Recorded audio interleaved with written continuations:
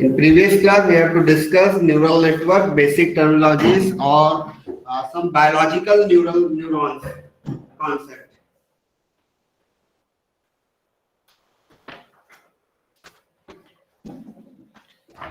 Now, main the definition of artificial neural network and the neural network. It is a basically simulate the human brain into a computer system.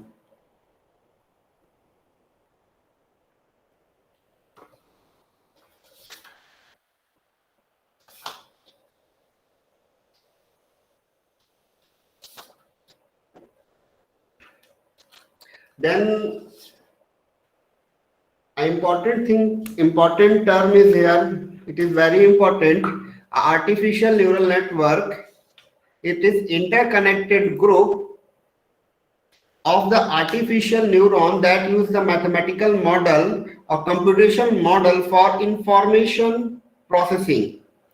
So this is the important term. The artificial neural network information processing is done through artificial neurons. Means a neuron, first assume that it is input X and this is the first neuron, and then it is Y1 is output of first neuron and it is transferred, and again the second neuron,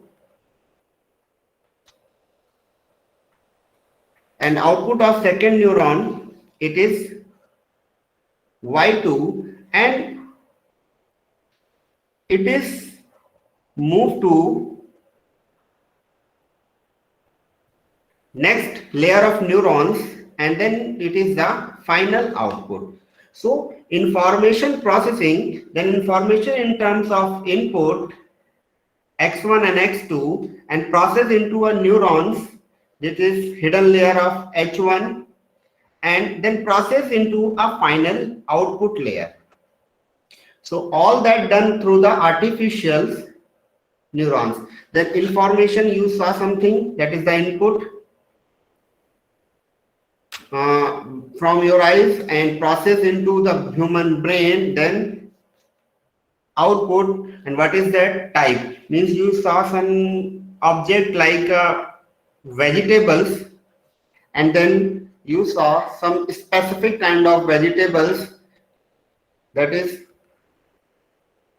so information taken from any sources and processed into neurons, and in that cases we have some operations, some transfer function applies to a neurons and move to next layer, and then operation on that layer and information output from that layer move to the another layer. So this is the basic scenario of neural network.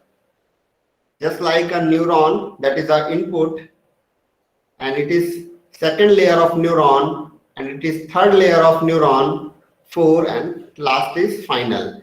So this structure is basically neural network structure. So this is hidden layer of first, hidden layer, this is hidden layer second, and it is hidden layer 2, and it is output layer, and it is input layer. So neural network work on a structure format, and every hidden layer structure generates some information and move to the next successive layers. So information output of hidden layer 1 move to second layer, and it is here it is input and it is output, and again move to third layer and it is input and it is output, and final output layers. So I think it is discussed in previous class, biological neurons or biological neural networks, that is dendrites, some synapses and soma, synapse, dendrites, axons, synapses. I think it is discussed in previous class, so I am not discussing. किसी को कोई doubt हो बता देना previous class का, तो मैं फिर से डिस्कस कर ले रहा हूं. अदरवाइज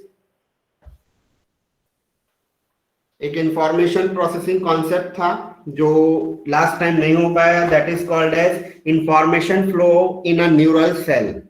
कि आपका ये एक नर्वस सिस्टम है, एक न्यूरल सेल है, इसमें किस तरीके का, इस कंप्लीट स्ट्रक्चर में किस तरीके की इंफॉर्मेशन फ्लो हो रही है। तो this is in computer form, this is first neuron and it is in operation on first neuron and it generating some output, and this output is in form of input for that neurons। इसका जो input output होगा, इसके लिए ये आपका input की तरह work करेगा। तो ये किस तरीके से वर्क कर रहा है, अब के लिए एक पार्ट डिस्कस करने को रह गया है। तो एक आई थिंक मैंने उसको इंक्लूड नहीं किया स्लाइड में, तो एक इमेजेस है, मैं आपको इमेज दिखा दे रहा हूं।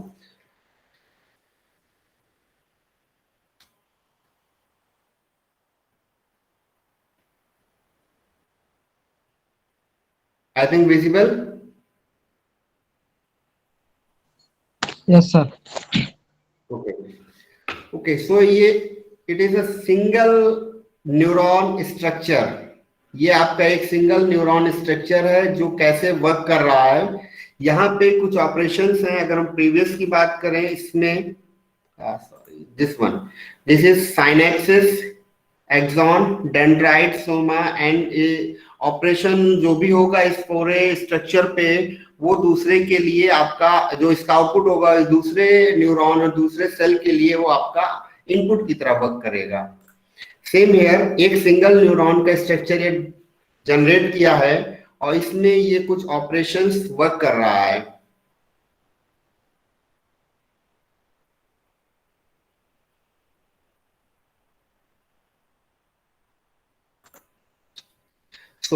इसमें मैं कुछ राइट नहीं कर पाऊंगा ऑपरेशंस, ये रिस्ट्रिक्शन स्लाइड है।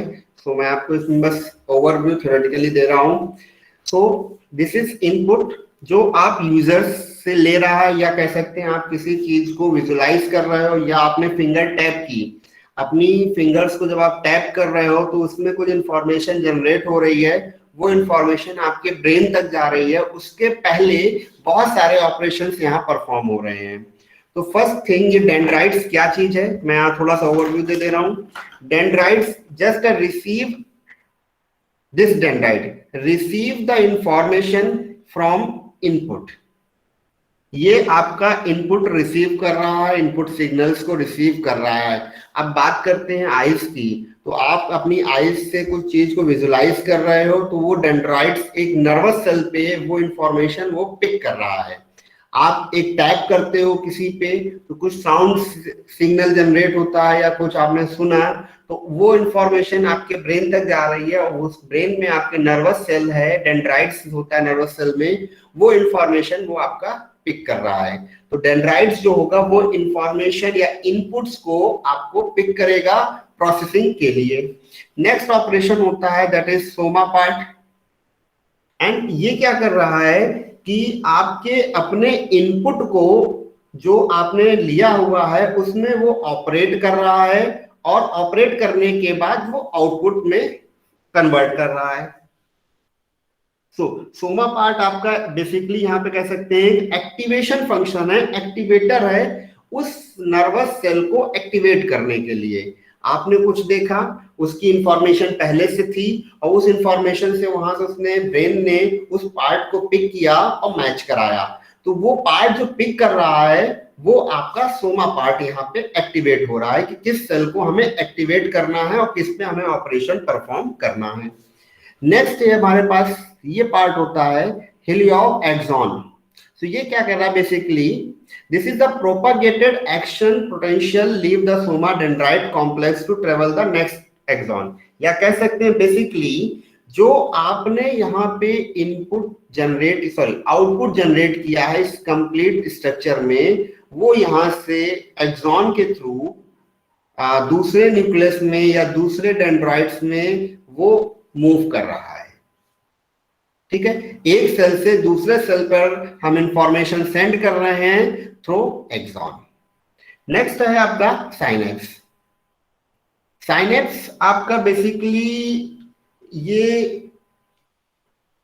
जो सिग्नल ट्रांसमिशन होगा आपका, ये कह सकते हैं जो सोमा पे जो वैल्यू कैलकुलेट करोगे आप और इस एक्सॉन पे मूव करोगे, तो ये आपके साइनेप्स के थ्रू जनरेट होगा, या इसको बोल सकते हैं कनेक्शंस के थ्रू जनरेट होगा। तो इस कनेक्शंस को हम लोग साइनेप्स बोलते हैं। अब यहाँ साइनेप्स इंपॉर्टेंट ये है कि हमारे पास जो कनेक्शन है वो कितना एक्टिव है और कितना डीएक्टिव है। मान लीजिए हमने एक कनेक्शन जनरेट किया, और कनेक्शन जनरेट करने के बाद हम चाहते हैं कि वो कनेक्शन कुछ समय के लिए एक्टिव हो, या मान लीजिए 10 कनेक्शन जनरेट हो रहे हैं, 10 में से 4 एक्टिव होंगे, 6 डीएक्टिव होंगे। तो वो 4 जो एक्टिव होंगे उनके पास जो वेट होगा वो हाइयर होगा, और रिमेनिंग 6 का वेट आपका लोअर होगा। तो साइनेप्स बेसिकली आपका कनेक्शन जनरेट करने के लिए या एक ट्रांसमिशन है उन दोनों को जनरेट करने या इंफॉर्मेशन सेंड करने के लिए। इस सेल से यहां तक जा रहे हैं यूजिंग एक्सॉन। एक्सॉन तक जाने के लिए हमें ये ब्रांचिंग की रिक्वायरमेंट है, और किस ब्रांच का यूज करना है वो आपका उस साइनेप्स के वेट पर डिपेंड करता है, उसके एक्टिवेशन पे डिपेंड करता है। तो ये बेसिकली एक इंफॉर्मेशन, न्यूरल इंफॉर्मेशन प्रोसेसिंग है कि एक इंफॉर्मेशन कहीं से और आ रही है, उसमें हम कुछ ऑपरेशन परफॉर्म कर रहे हैं, और वो आउटपुट जो आएगा वो दूसरे सेल में मूव कर जाएगा। तो ये बेसिकली नर्वस सेल या न्यूरल सेल का एक ऑपरेशन है। इसी ऑपरेशन को हम लोग कंप्यूटर सिस्टम में मूव करेंगे या कंप्यूटर सिस्टम में सिमुलेट करेंगे, और इस पूरे कॉन्सेप्ट को जनरली बोलते हैं आर्टिफिशियल न्यूरल नेटवर्क। किसी को कोई डाउट हो बेटा पूछ लो, फिर हम सीधे कंप्यूटर सिस्टम के अकॉर्डिंग मूव करेंगे।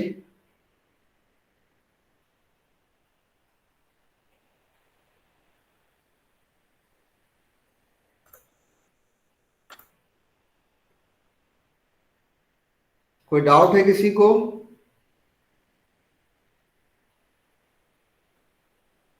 हो सर।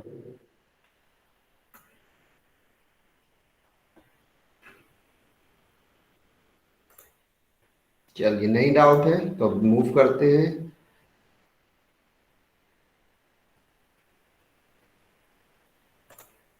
सो आर्टिफिशियल न्यूरल नेटवर्क का या ब्रेन को सिमुलेट कर रहा हमने, और उसके बाद हमारे पास एक ही कॉन्सेप्ट होता है कि इसको हम कैसे वर्क करेंगे, सिमुलेशन हम कैसे डन या परफॉर्म करेंगे। तो उसके लिए कुछ स्ट्रक्चर्स होते हैं, इसको जनरली बोलते हैं आर्किटेक्चर्स, नेटवर्क आर्किटेक्चर्स, और कुछ मॉडल्स होते हैं जिन पे हमें ये सारा का सारा ऑपरेशंस परफॉर्म करना पड़ता है। सो न्यूरॉन मॉडल्स है बॉस, जो वहां साइनेप्स की बात कर रहे थे, अब यहाँ पे फिर से बात करेंगे कि that is the synapse. Synapsis क्या है? कनेक्शंस हैं, और ये आपके कितने एक्टिव होंगे वो डिपेंड करता है इनकी वैल्यूज पे और वेट पे। So that is depending on weights and processing. इस कंप्लीट स्ट्रक्चर को हम प्रोसेस करते हैं। तो न्यूरोन डेंड्राइट्स और भी प्रीवियस में जो भी चीजें देखी थी उसमें हम डिस्कस देखें, तो ये आपके इनपुट्स हैं X1 एंड X2, और ये जो कंप्लीट स्ट्रक्चर है इसको बोलते हैं हम लोग न्यूरॉन, और बायोलॉजिकल न्यूरॉन बोलते हैं। बायोलॉजी के टर्म में इसको बोलते हैं सोमा सेल न्यूक्लियस। अब इसमें क्या प्रोसेस हो रहा है? अब ये 2 पार्ट में स्प्लिट हो रहा है। अगर हम इस चीज को, कंप्लीट स्ट्रक्चर को 2 पार्ट में स्प्लिट कर दें, फर्स्ट क्या कर रहा है? समेशंस कर रहा है, और समेशंस क्या हो रहा है? इन दोनों को, this one, this part is summation. क्या हो रहा है यहाँ पे? W weights and inputs, this part. तो यही प्रीवियस में था कि हमारे पास जो साइनेप्स होंगे उसका वेट क्या होगा, वो ये आ गया, और वो अपने इनपुट के साथ एसोसिएट होंगे, मतलब कौन से इनपुट पे कौन सा वेट हाइयर है वो इनपुट शो होना चाहिए। मान लीजिए 4 चीजें हैं, रेड ग्रीन ब्लू, 3 है हमारे पास कलर X1 X2 X3 के फॉर्म में। हम केवल X1 को चाहते हैं तो इसका वेट हमारे पास हाइयर होगा और रिमेनिंग 2 का वेट्स हमारे पास लोअर होगा। तो ये हमने जनरेट कर लिया साइनेप्स के थ्रू। देन अब हम इसको प्रोसेस कर रहे हैं, that is the processing unit sums the input and applies the activation function। जो हमने ये सम निकाला है इसको बोलते हैं नेट फंक्शन या नेट आउटपुट कह सकते हो, या नेट वैल्यू लेते हैं। ये आपके पास क्या आएगा, जो आप वेट ले रहे हो और जो आप इनपुट ले रहे हो उनका सम आएगा। तो that is wi xi I equals to 1 to n। सो जितने इनपुट होंगे हर एक इनपुट के साथ अपना करेस्पॉन्डिंग वेट होगा, प्लस क्या है हमारे पास, हर एक न्यूरॉन पे एक बायस होगा प्लस बायस, मतलब कि हम ऐसा ना हो कि कोई प्रोसेस हो रहा हो उस प्रोसेस को हम स्टॉप करके दूसरे प्रोसेस पे जंप कर जाएं, तो ऐसा पॉसिबल यहाँ पर नहीं है। एक प्रोसेस होगा तो दूसरा प्रोसेस स्टार्ट करेंगे। तो ये टोटल नेट वैल्यूज निकालेंगे। अब एक नेट वैल्यू निकाल लिया, अब उस नेट वैल्यू को हम क्या करेंगे कि मान लीजिए हमने सारा ऑपरेशन परफॉर्म कर दिया, अब हम ये कह रहे हैं कि रेड होगा, तो इसके लिए हम क्या वैल्यूज पुट करें कि रेड होगा। तो वेवलेंथ के अकॉर्डिंग आप चेक कर सकते हो, आपने कोई फार्मूला फिट किया हो उस फार्मूले के अकॉर्डिंग आप चेक कर सकते हो। तो वो फार्मूला होगा यहाँ पे एक्टिवेशन फंक्शन के नाम पे। So we have to applied F, net को पास कर देंगे। अब ये एक्टिवेशन फंक्शन अलग अलग हो सकते हैं। अब इसकी वैल्यू जो होगी वो आपका आउटपुट कहलाएगा। So this is Y term. सो अब ये एक न्यूक्लियस का या न्यूक्लाई का पार्ट वो कंप्यूटर सिस्टम में कैसे ऑपरेट होगा। एक इनपुट सेल होंगे, इनके इनपुट वेक्टर कह सकते हैं, और उसके साथ करस्पॉन्डिंग उसका वेट्स होगा। वो सारा का सारा एक न्यूरॉन में पास होगा और उस न्यूरॉन में दो चीजें होंगी कि वेट और इनपुट्स को हम सम कर देंगे एंड जो आउटपुट आएगा उसमें हमने एक्टिवेशन फंक्शन अप्लाई करना है। सो वहां पर हमें क्या मिलेगा, आउटपुट मिलेगा, और क्या हम पास कर रहे हैं, एक्स इनपुट पास कर रहे हैं। तो this is the complete single structure of neural network. तो यहाँ पे क्लियर मेंशन कर दे रहे हैं क्या होगा, समेशन होगा जिसको हम लोग इनपुट्स को सम करेंगे, उसके बाद फंक्शन अप्लाई करेंगे that is y and here it is x। so y equals to क्या होगा, function of total net value. अब नेट वैल्यू क्या है हमारे पास, it implies that net equals to जो आप सम ले रहे हो, सम ऑफ x हमारे पास इनपुट है एंड इसके करस्पॉन्डिंग वेट्स हो जाएंगे। So this is net value 1 to n times, and जो आउटपुट आएगा पास करेंगे एंड देन यहाँ पे हम एक्टिवेशन फंक्शन में से अप्लाई करेंगे। तो यहाँ तक किसी को कोई डाउट है? सर बायस एक बार एक्सप्लेन कर दीजिए फिर से। बायस हम अभी बेटा बाद में बताएंगे, बायस हर एक में कैलकुलेट करेंगे, ठीक है। बेसिकली कोई वैल्यू हम बहुत ज्यादा, या कह सकते हैं कि कॉन्सेप्ट होता है ओवर फिटिंग का, पढ़ा है किसी ने, पता है? हाँ सर। No sir. ठीक है। अब मान लीजिए एक डेटा सेट है हमारे पास,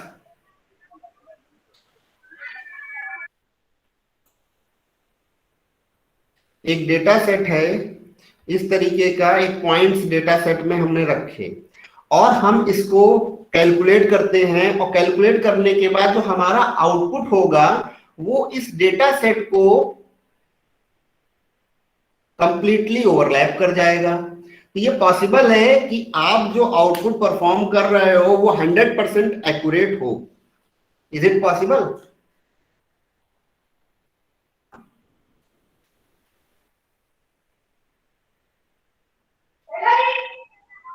सर मे भी हो सकता है, मे भी हो सकता है, बट इसको हम लोग 100% इस टर्म में ये बोलते हैं कि अगर ऐसा कॉन्सेप्ट या ऐसा सिनेरियो आ जाए तो उसको हम लोग बोल देते हैं ओवरफिटिंग। ऐसा नहीं है कि हर कंप्यूटर का अपनी फंक्शनैलिटी होती है। आपने प्रोसेसर यूज किया है, उस प्रोसेसर की फंक्शनैलिटी होगी, कितने कोर पे काम कर रहा है। आपने जो रैम यूज की है, वो रैम कितने माइक्रो सेकेंड नैनो सेकेंड पे फास्टर है। आप एक जीपीयू यूज करते हो, उसमें कितने कोर हैं। तो हर एक का अपना अपना फंक्शनैलिटी होगी। ठीक है। अब मान लीजिए आपने एक डेटा कहीं से कैप्चर किया, उस डेटा को उन्होंने बोला कि हम इंटीजर 32 में वर्क कराते हैं, और आपने परफॉर्म किया अपने सिस्टम पे। आपका सिस्टम इंटीजर 32 सपोर्ट नहीं कर रहा है, उसने कहा हम इंटीजर 16 पे सपोर्ट करेंगे, तो आपने डेटा को कन्वर्ट कर लिया 16 में। तो कहीं ना कहीं इंफॉर्मेशन जो प्रोसेस हो रही है, वहां तक जाने पर वो लॉस हो रही है, थोड़ी बहुत लॉस हो रही है। इस वजह से अगर ये इस तरीके कॉन्सेप्ट आ जाए तो ओवरफिटिंग है, इंफॉर्मेशन लॉस हो रही है, तो हमारा जो आउटपुट होगा वो 100% एक्यूरेट नहीं होगा। अगर हमने बोला कि एक बार ऑपरेशन परफॉर्म किया तो हमारे पास वैल्यू आई 0.6, दूसरी बार हमने ऑपरेशन परफॉर्म किया सेम डेटा पे तो वैल्यू आई 0.61, तीसरी बार वैल्यू ऑपरेशन परफॉर्म किया तो वैल्यू आई 0.59। तो हर बार ये आपकी आउटपुट चेंज हो रही है, और डिजायर्ड आउटपुट क्या है जो वो चाहता है। उसने कहा कि हमें आउटपुट चाहिए 0.61, तो एक बार में डिफरेंस आया हमारा कितना 0.1 का, यहाँ डिफरेंस क्या आया 0.1 का। तो ये कुछ ना कुछ एरर जनरेट होनी चाहिए। ये एक सिनेरियो है, हम इसमें मशीन लर्निंग में कॉन्सेप्ट यही मानते हैं कि अगर एरर नहीं आई तो वो हमारा डेटा ओवरफिट हो रहा है, और ओवरफिट के केस में कभी भी एक्यूरेसी हमारी अच्छी नहीं आएगी। तो ओवरफिटिंग जब भी आएगी या इसको अवॉइड करने के लिए हम लोग जनरली एक टर्म यूज कर लेते हैं बायस, और इसकी वैल्यू बाय डिफॉल्ट अभी के केस में 1, अदरवाइज तो हम लोग कैलकुलेट भी कर सकते हैं। ठीक है, वो कैलकुलेशन मैं बाद में बताऊंगा। बाय डिफॉल्ट इसकी वैल्यू हम लोग 1 कंसीडर करते हैं। देखिए यहाँ पे भी 1 किया हुआ है। तो अभी बायस के बाद इतना टर्म समझो कि हमें ओवरफिटिंग और अंडर फिटिंग इन सब से बचाने के लिए हम बायस को इंक्लूड करते हैं। सर ये हर करस्पॉन्डिंग इनपुट के लिए होता है या फिर पर्टिकुलरली न्यूरॉन, हर एक न्यूरॉन के पर। अच्छा, ओके सर। न्यूरॉन पे होगा, इनपुट पे नहीं होगा। जितने न्यूरॉन सेल होंगे वहां पे बायस आएगा। तो मैं भी आगे डिस्कस कर लूंगा इस चीज को भी। ठीक है, मूव करें आगे बेटा। Yes sir. So neuron model समझ गए कैसे वर्क कर रहा है। इनपुट आएगा, इनपुट को हम न्यूरॉन में पुट करेंगे, वहां पे समेशन निकालेंगे उसके करस्पॉन्डिंग वेट के साथ, और बायस होगा तो बायस अगर होगा तो हम उसका सम कर देंगे और उसको एक्टिवेशन फंक्शन में पुट करेंगे और वैल्यूज को निकालेंगे। सो बेसिकली इसलिए मैंने हम बायस टर्म को भी स्किप किया हुआ है, एक्सप्लेन नहीं किया है। जो भी प्रीवियसली हमने देखा था वो सारी चीजें हम यहाँ इंक्लूड करेंगे। वेट क्या है, स्ट्रेंथ ऑफ इनपुट वेक्टर। अब देखिए यहाँ पे ट्रांसपोज यूज किया हुआ है, तो अलग अलग बुक का नोटेशन डिफरेंट होगा। ठीक है, हर एक बुक का रिप्रेजेंटेशन एंड नोटेशन डिफरेंट होगा। तो हमने इनपुट वेक्टर यूज किया हुआ है, उन वेक्टर्स को हम एक फॉर्म में रख रहे हैं। अब इंटरप्रिटेशन चेंज हो रहा है, थोड़ा सा फोकस करके देखना।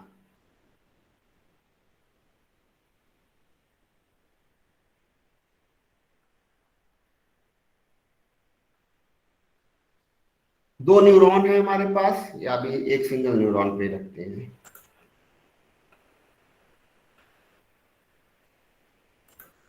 एक सिंगल न्यूरॉन है, उस पे हमारे पास 3 इनपुट आ रहे हैं, first, second and third. So this is x1, x2, x3। इसके करस्पॉन्डिंग वेट है W1, W2, W3। ऑपरेशन यहां हम भी परफॉर्म कर रहे हैं, तो हमने कहा समेशन परफॉर्म करते हैं तो हमारे पास आउटपुट क्या निकलेगा, नेट वैल्यू निकल के आएगी। और इस नेट वैल्यू को हम लोग पास करेंगे अपने एक्टिवेशन फंक्शन में, इस पे हमें फाइनल आउटपुट मिलेगा। तो इन जो एक न्यूरॉन एक सिंगल स्ट्रक्चर हो रहा था उसको हमने स्प्लिट कर लिया है कि हम अपने अपने कन्वीनियंट के अकॉर्डिंग इस कंप्लीट को स्प्लिट करके आ रहे हैं। सो दिस इज अ न्यूरॉन। ठीक है, अब उन्होंने बोल दिया है कि एक बायस टर्म अभी हम इंक्लूड नहीं करने की कोशिश करते हैं। अब यहां पे प्रोसेस करते हैं। टोटल नेट का मतलब क्या हो गया, इसको और इसको हमें मल्टीप्लाइड करना है, इसको इसको मल्टीप्लाइड करना है, इसको और इसको मल्टीप्लाइड करना है और सबको हमें सम करना है। सो this is x1 w1 plus x2 w2 plus x3 w3 होगा, हाँ या ना? Yes sir. Yes sir. Okay okay. अब कंप्यूटर साइंटिस्ट कह सकते हो, कंप्यूटर में हमें मैट्रिक्स पे ऑपरेशन करना थोड़ा सा आसान लगता है। ठीक है, क्योंकि हमें मैट्रिक्स दी होती है या मैट्रिक्स में कन्वर्ट करते हैं और सिंपल मल्टीप्लिकेशन करते हैं, हमें एड ऑन और मल्टीप्लिकेशन वहीं पे मिल जाता है। अगर दो मैट्रिसेस को हम मल्टीप्लाई करेंगे तो ये सारा पार्ट हमें मिल जाएगा। तो हम इसको मैट्रिक्स के फॉर्म में कैसे लेके आए? तो मैट्रिक्स का कॉन्सेप्ट क्या होता है मल्टीप्लिकेशन का? First row multiplied by first column, यही होता है। Row multiplied with first row first column, और क्या होगा सेकेंड रो फर्स्ट कॉलम, क्या होता है बताइए भाई?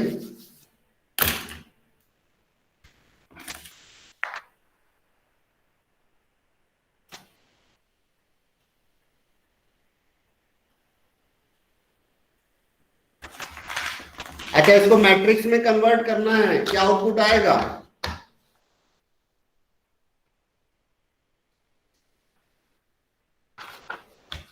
वेट कर रहा हूं मैं, तब तक आप सोच के बताइए क्या आउटपुट आएगा। तो x1 x2 x3 यस, तो x1 x2 x3 रो में हो जाएंगे और w1 w2 w3 एक कॉलम में हो जाएंगे। उनका मल्टीप्लाई कर देंगे तो आउटपुट आ जाएगा। Okay okay okay. x1 x2 x3 and w1 w1 w2 w3 first row multiplied by first column, यही होगा। ठीक है, Yes. तो इसको हम लोग क्या जनरली डिनोट कर सकते हैं? इसको ट्रांसपोज मान लें कि इसको ट्रांसपोज मान लें?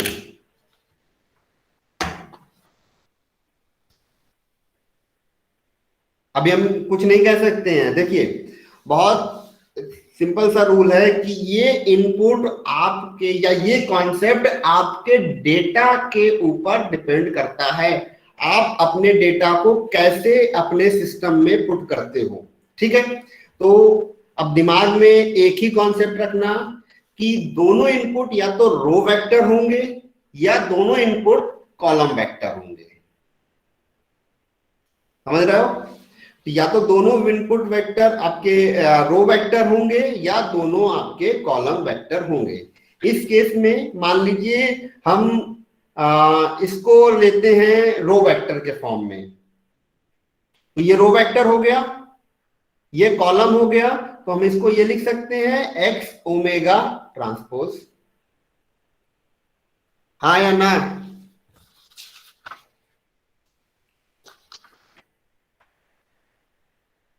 हाँ या ना, जल्दी से बताइए।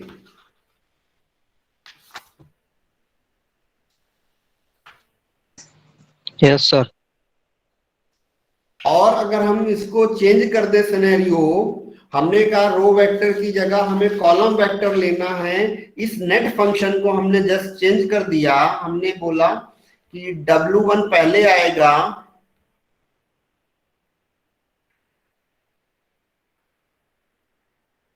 अब चेंज हो गया सिनेरियो। अब क्या हो गया, ये आपका हो जाएगा W1 W2 W3 और ये हो गया आपके पास x1 x2 x3। क्या लिख सकते हैं? W x ट्रांसपोज लिख सकते हैं कि नहीं लिख सकते हैं?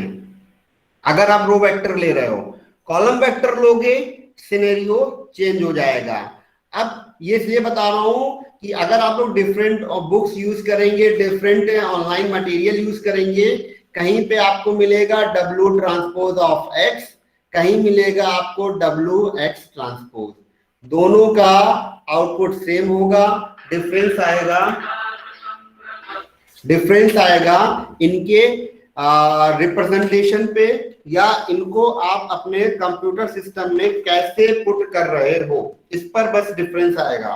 बाकी आपका आउटपुट और परफॉर्मेंस सेम होगी। आउटपुट और परफॉर्मेंस में कोई भी डिफरेंस नहीं होगा, डिफरेंस होगा इनके रिप्रेजेंटेशन में। किसी को कोई डाउट है?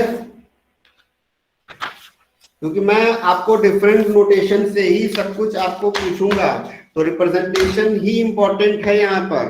कैसे आप अपने कंप्यूटर सिस्टम पे वर्क कर रहे हो, या तो आप रो वेक्टर की तरह काम करिए या आप कॉलम वेक्टर की तरह काम करिए, किसी एक को ही फोकस करिए, दोनों को फोकस करने की रिक्वायरमेंट यहाँ नहीं है। सर ट्रांसपोज के केस में सर मल्टीप्लिकेशन पॉसिबल है मैट्रिसेस में? ट्रांसपोज करना ही तो है, इनपुट वेक्टर है। अब मान लीजिए हमारे पास 1000 न्यूरॉन हो गए, तो 1000 न्यूरॉन को इस फॉर्म में लिखना तो आसान नहीं है। उसको क्या करोगे? या तो इनपुट को आप रखिए कॉलम वेक्टर में, या इसको रो वेक्टर में रखिए। एक ही रिप्रेजेंटेशन में रखना है, वो आपके ऊपर डिपेंड करता है। सर रो वेक्टर में अगर हम रख रहे हैं तो ये ओमेगा जो है हमारे पास में वो W1 W2 W3 है, ये कॉलम में है ना। तो सर ये हमारे पास में जो x1 x2 x3 है, इसको अगर हम x मान लें तो सर इसका ऑर्डर है हमारे पास में 1 into 3। देखिए अब मान लीजिए हमने कहा कि दोनों इनपुट आपके ऐसे हैं, x1 x2 x3, दूसरा इनपुट है आपके पास इसी के करस्पॉन्डिंग वेट्स हो गए W1 W2 W3। आपको इससे मल्टीप्लाई करना है, तो आप किस फॉर्म में मल्टीप्लाई करोगे? या तो इसको ट्रांसपोज बनाओगे या इसको ट्रांसपोज बनाओगे। किसी एक ही को तो बना पाओगे ट्रांसपोज आप। Yes sir. ठीक है, तो अगर इस फॉर्म में है, इसको अगर हम ट्रांसपोज बनाते हैं, मान लेते हैं कि हमने ट्रांसपोज बना लिया इसको, तो ये आपके पास आ जाएगा x1 x2 x3, और ये दूसरा आपके पास आ गया W1 W2 W3। अब इनका मल्टीप्लिकेशन आपको करना है। आप डिसाइड करो कि अगर आपने इसको पहले रखा तो मल्टीप्लाइड होगा, नहीं होगा। First row multiplied by first column, ठीक है। आगे रो के वैल्यूज नहीं है तो क्या हो जाएगा? ये एक ही एक वैल्यूज देगा, ठीक है। आगे आउटपुट परफॉर्मेंस नहीं देगा, तो उस केस में क्या करेंगे? इसको हम पहले रख लेंगे, तो वहां पे हमने रखा W X ट्रांसपोज कर लिया, ठीक है। अब ये रो वेक्टर के फॉर्म में आ गया, अगर आप इसको एक रो के फॉर्म में रखते हो। अब दूसरा सिनेरियो क्या है कि ये जो इनपुट है हमारे पास, दोनों के दोनों कॉलम वेक्टर में आते हैं। मान लीजिए हमारे पास इनपुट है x1 x2 और इसके करस्पॉन्डिंग वेट है W1 W2। अब आपको फिर ये सोचना है कि आउटपुट कैसे परफॉर्म करोगे। अगर ये वेक्टर होता है तो हम इस फॉर्म में आउटपुट कैलकुलेट करेंगे। अब इस फॉर्म में क्या है कि अगर हम x को पहले रखते हैं, एक को ट्रांसपोज बनाना है, यही सोचना है आपको, किसको ट्रांसपोज बनाएंगे। अगर आपने इसको ट्रांसपोज बना लिया अगेन x को, तो ये क्या हो जाएगा? x1 x2 W1 W2, ये आ गया आपके पास, और x ट्रांसपोज W, ये आपके पास इसके करस्पॉन्डिंग आउटपुट आ जाएंगे। तो अगर आप रो वेक्टर यूज करते हो तो क्या वैल्यू मिलेगी, और आप कॉलम वेक्टर यूज करते हो तो क्या वैल्यू मिलेगी। ये मल्टीप्लिकेशन आपका टास्क है, इसमें कोई आपसे नहीं कह रहा है कि कैसे काम करना है। ये आप करिए, मल्टीप्लाई आपको करना, उसको केवल आंसर चाहिए, कोई भी वैल्यू स्किप नहीं होनी चाहिए, ठीक है। Okay sir. सो ये पार्ट हो गया। नेक्स्ट पार्ट है हमारे पास इसी में ट्रांसफर फंक्शन। अब ट्रांसफर फंक्शन क्या है कि जो नेट वैल्यू हमने निकाल ली है यहां से, इसको हमें किसी फंक्शन में अप्लाई करना है तभी वैल्यूज मिलेगी, उसको बोल दिया यहाँ पे ट्रांसफर फंक्शन और एक्टिवेशन फंक्शन। और उस केस में इसको 5-6 टाइप के होते हैं, linear activation function, threshold based है, पीस वाइज लीनियर है, सिग्मोइडल है, टेंजेंट हाइपरबोलिक है और रेक्टिफाइड लीनियर यूनिट है। ठीक है, अब इंपॉर्टेंट टर्म क्या है यहाँ पे, a transfer function are chosen depending upon the problem of the network. जो प्रॉब्लम होगी उसके अकॉर्डिंग आप ट्रांसफर फंक्शन अप्लाई करोगे, अपनी तरफ से रैंडमली ट्रांसफर फंक्शन हमें नहीं रखना है। तो जो प्रॉब्लम होगी प्रॉब्लम के अकॉर्डिंग ही ट्रांसफर फंक्शन हम अप्लाई करेंगे। ओके, सो इस पूरे को हम नेक्स्ट क्लास में डिस्कस करेंगे। अभी कुछ इस पे न्यूमेरिकल है वो हम डिस्कस करेंगे, देन इस कंप्लीट ट्रांसफर फंक्शन सिनेरियो को नेक्स्ट क्लास में डिस्कस करेंगे। ओके, तो एक कुछ न्यूमेरिकल पार्ट है वो मैं इसको डिस्कस कर ले रहा हूं।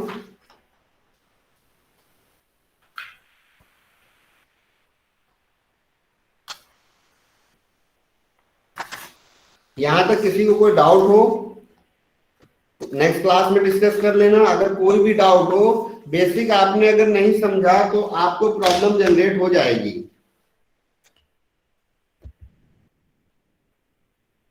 तो ये नेक्स्ट क्लास में डिस्कस करेंगे।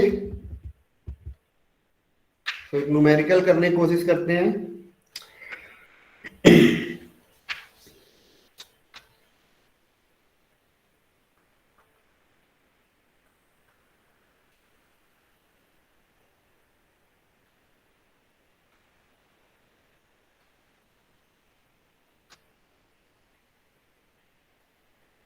एक सिंगल न्यूरॉन है, सिंगल न्यूरॉन बेस्ड है, इसकी वैल्यू है x और इसके जो करस्पॉन्डिंग वेट्स होंगे वो है हमारे पास w।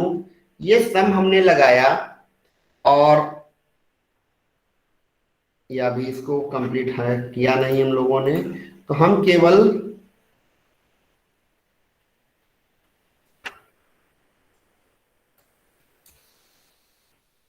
Total net value find out करना चाहते हैं। तो net value find out, single neuron है तो नेट वैल्यू फाइंड आउट करने के लिए हमारे पास सिनेरियो या कॉन्सेप्ट क्या है, इन दोनों का हम मल्टीप्लाई कर लें। तो सिंगल न्यूरॉन में कोई इतना इश्यू नहीं है, एक्स पहले लिखो या वाई डब्ल्यू को पहले लिखो। ठीक है, तो ये हमारे पास वैल्यू आ गई। अब x की value it is given that 0.01 and w is 0.2। so here 0.01 multiplied with 0.2, so it is 0.0।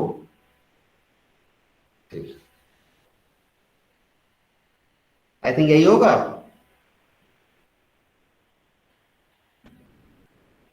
हाँ है ना? नहीं सर, 0.02 होगा। 0.2।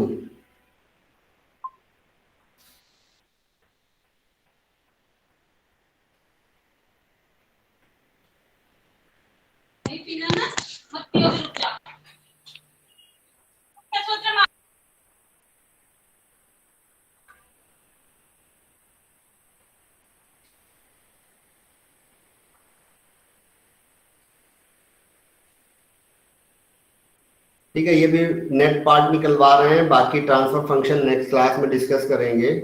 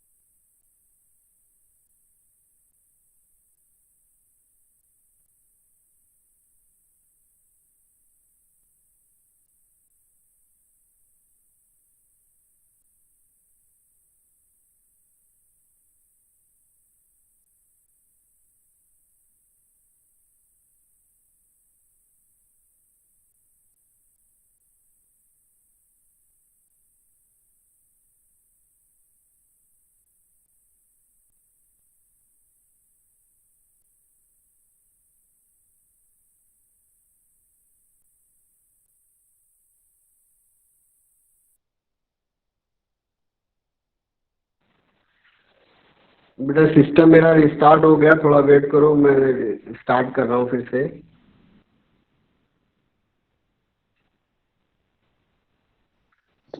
Okay sir.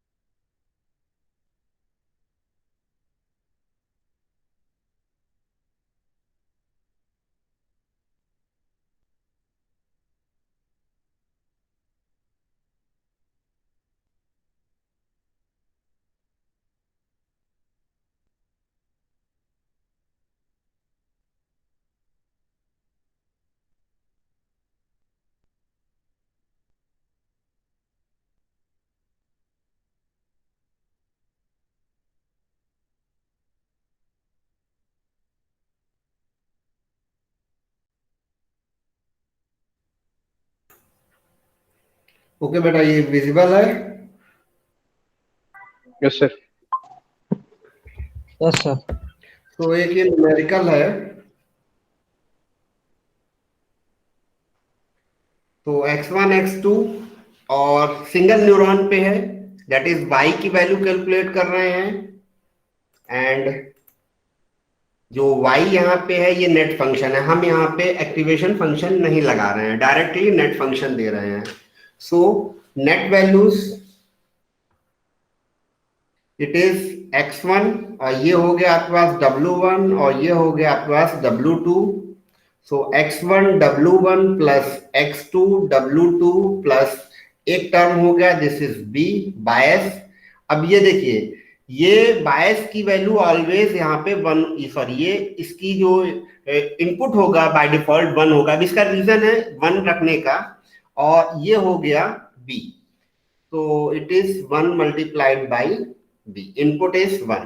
So x1 0.2 multiplied 0.3 plus 0.6 multiplied 0.7 plus b is 0.45, 0.45 multiplied by 1।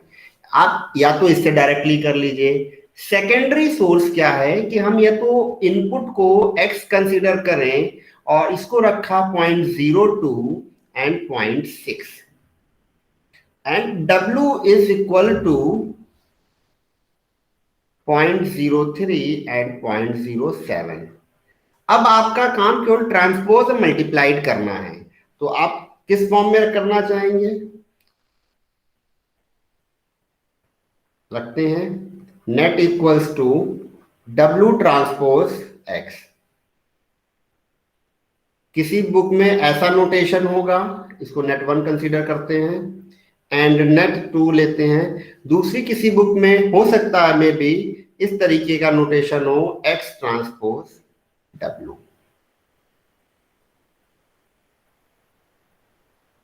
Okay, अगर आप इस फॉर्म में कंसीडर करते हो अपने दोनों वेक्टर को, तो ये कौन सा फॉर्म है आपका? रो वेक्टर होता है। और अगर इसी को आपने कॉलम वेक्टर के फॉर्म में लिया तो x equals to 0.02, 0.06 and W equals to होगा 0.03, 0.07। अब आपको आउटपुट परफॉर्म करना है, तो पहला आपके पास ऑलवेज कैसा होना चाहिए?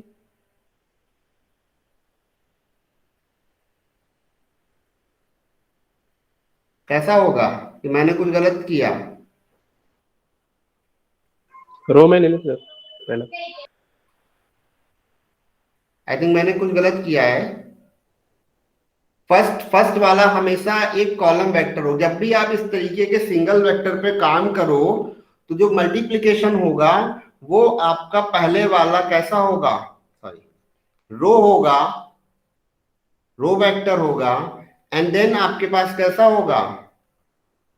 Column vector. तभी आप मल्टीप्लाई कर पाओगे। सो अगर हमारे पास दोनों रो वेक्टर हैं तो पहले में तो हम ट्रांसपोज नहीं लेंगे, तो आई थिंक मैंने ये गलत लिख दिया है। पहले में ट्रांसपोज नहीं होगा, दूसरे को हम ट्रांसपोज कर सकते हैं। सो अब पहला ट्रांसपोज नहीं होगा तो हम इसको इस तरीके से लिख सकते हैं, x ओमेगा ट्रांसपोज या omega x transpose. I think मैंने पहले गलत लिखा था। तो अगर हमने पहला वेक्टर इसी फॉर्म में रखना है तो दूसरे को ट्रांसपोज कर दीजिए, दूसरा वेक्टर पहले रखना है तो एक को ट्रांसपोज कर दीजिए। अब जब ये दोनों कॉलम वेक्टर होंगे तो एक तो कॉलम फॉर्म है ही है, पहले वाले पे हमें ट्रांसपोज अप्लाई करना है। तो हम क्या लिख सकते हैं इस केस में कि अगर हमें दूसरे वेक्टर को एज इट इज करना है तो x को ट्रांसपोज कर दीजिए, W हो जाएगा, और W omega transpose x।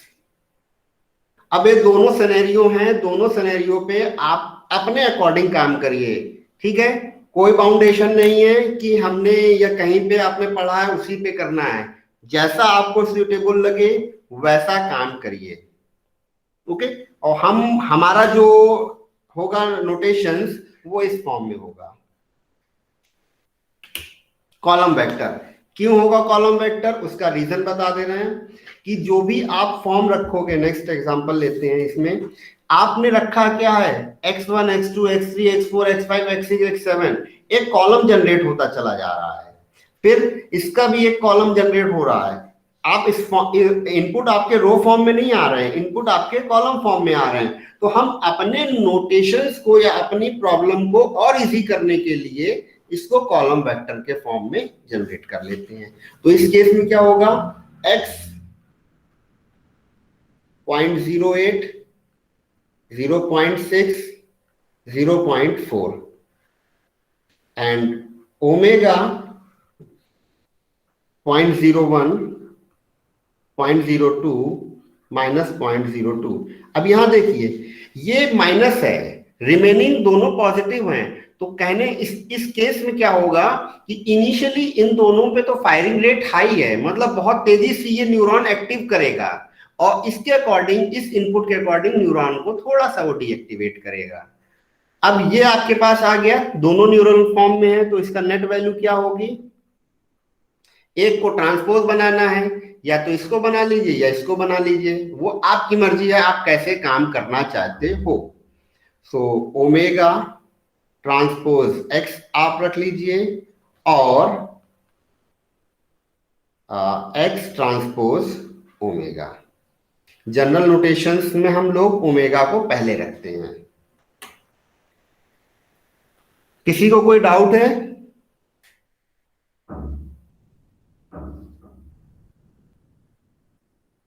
No sir.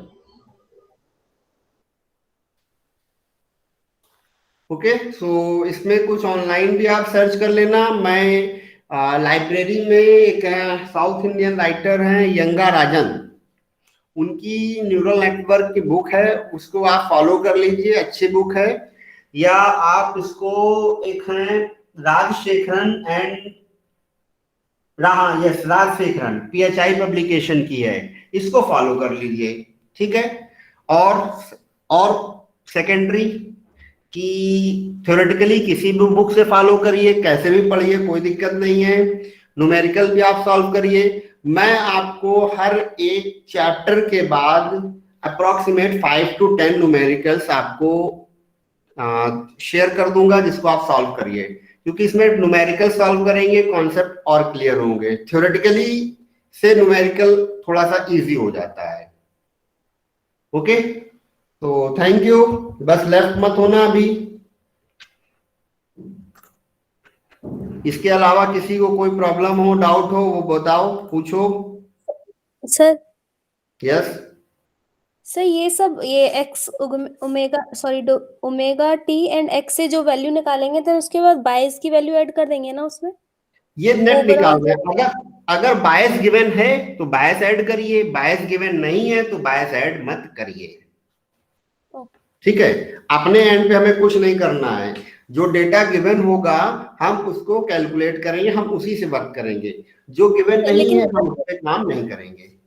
इधर गिवन है ना बट हाँ, इस केस में गिवन है, तो इस केस में बायस की वैल्यू 1 का मल्टीप्लाइड इसके साथ होगा और यहाँ पे हम ऐड कर देंगे। ये तो जस्ट सिनेरियो है कि ये दोनों कॉलम वेक्टर हैं या रो वेक्टर हैं, हम उसके अकॉर्डिंग काम करेंगे। Okay, thank you.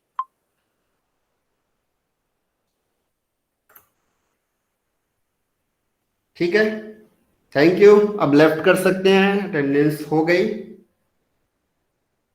Thank you sir.